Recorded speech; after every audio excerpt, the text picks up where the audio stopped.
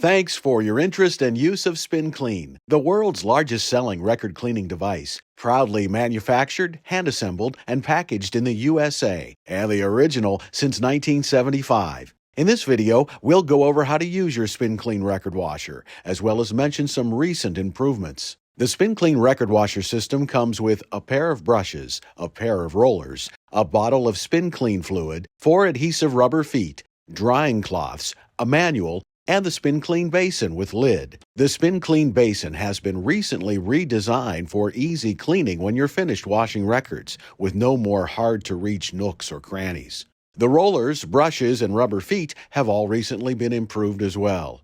Essentially, Spin Clean is a bath for your records, and using the Spin Clean is like taking a bath. You get in, wash until clean, get out, and dry off with a towel.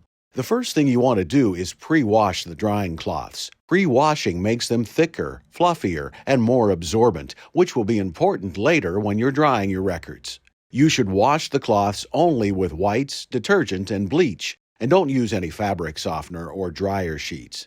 The cloths are reusable, so you can re-wash them as necessary.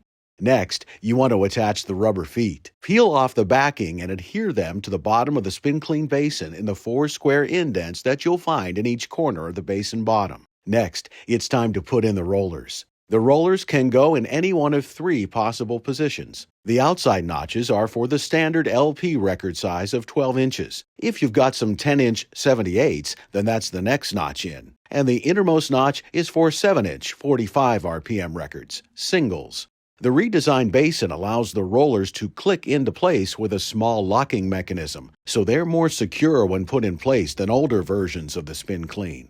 When you are finished with a cleaning session, or when you want to clean a different sized record, the rollers will similarly unlock with a little bit of upward force from underneath them. The next step is to add the brushes. To ensure their cleanliness before each use, you may want to put them under some filtered water and brush them together, or use a soft bristled toothbrush to eliminate any debris that's present. When inserting the brushes into the basin, just look for the little tapered notches at the top. The brushes should fit in quite snugly against one another. A more tapered wedge fit has been added, which helps to ensure the brushes will always stay in place during the cleaning process. At this point, you're ready to start adding water. The Spin Clean has a line in it at the top that indicates how far you should fill it with water. The basin holds 24 ounces. You may use tap water, but using distilled water, deionized water, or the purest water you can find is recommended. Once you pour the distilled water into the basin, then it's time to add the Spin Clean record washer fluid. Spin Clean's fluid has always been alcohol-free, as alcohol can soften the polymers in the vinyl. Spin Clean fluid is safe for all records, including shellac records and picture discs. However, Spin Clean should not be used when cleaning acetate records. Also, the Spin Clean record washer fluid has an encapsulating mechanism in it, which allows the dirt and debris to sink to the bottom of the basin, so as not to be redeposited onto your records. This is also how you can see that the Spin Clean is doing its job. When adding the Spin Clean record washer fluid, pour the fluid over the brushes, either 1 or 2 capfuls, depending on the size of the bottle of fluid you've purchased. The actual recommended number of capfuls is always listed on the bottle. While it doesn't really matter too much exactly where you pour the fluid, because you're creating a solution and the Spin Clean fluid will equalize throughout the water, it's a good idea to pour it over the brushes because the brushes do all the heavy lifting in terms of cleaning. Once you've filled the Spin Clean with water and fluid, it's easy from there. Just insert the record carefully between the brushes and let it gently rest on the rollers. Place the inside of your fingers or palms on the edge of the record at approximately the 10 and 2 o'clock positions and rotate it, at least 3 times clockwise, then at least 3 times counterclockwise. Don't apply too much downward pressure, as this will make it more difficult to spin the record. Then, pull the record out just above where it was resting. Let the moisture drip dry for a bit back into the basin, and then you can completely and thoroughly dry off your record with the Spin Clean lint-free 100% cotton drying cloths. Air drying, such as through the use of a dish rack or drying rack, is not recommended, as it may leave residue or moisture in the record's grooves, and that may lead to noisy records. During the cleaning process, the record's label typically does not get wet, And if it were to get a little wet, since there is no alcohol in the Spin Clean record washer fluid, the solution will not damage the label. You can clean between 20 and 50 records in a single Spin Clean session. That will vary depending on how dirty the records are. For example, if your batch of records is extremely dirty, you may want to change the bath after 10 or 12 records.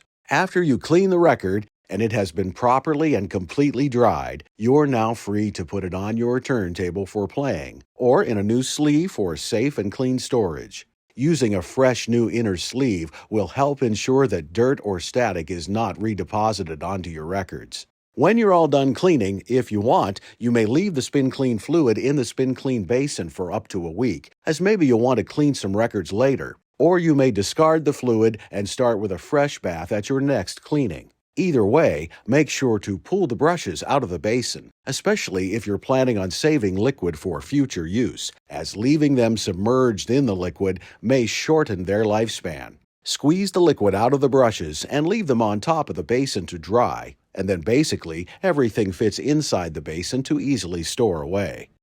You can wash and dry the Spin Clean cotton drying cloths in between sessions so they maintain their absorbency and fluffiness. So that's how the Spin Clean works. And now, a couple of tips. You may find that some new brushes come from the factory more rigid than others and require a break-in period of about 50 cleanings or so in order to become more pliable and loosen their grip just a bit. It's usually a good idea to start cleaning thin records first and move your way to thick, and doing so can especially help with brushes that start out feeling too rigid. You should just be changing the water when it starts to look like it's getting murky. It's simply an eye test. If there's a fair bit of dirt and debris at the bottom, then it may be time to make a fresh bath.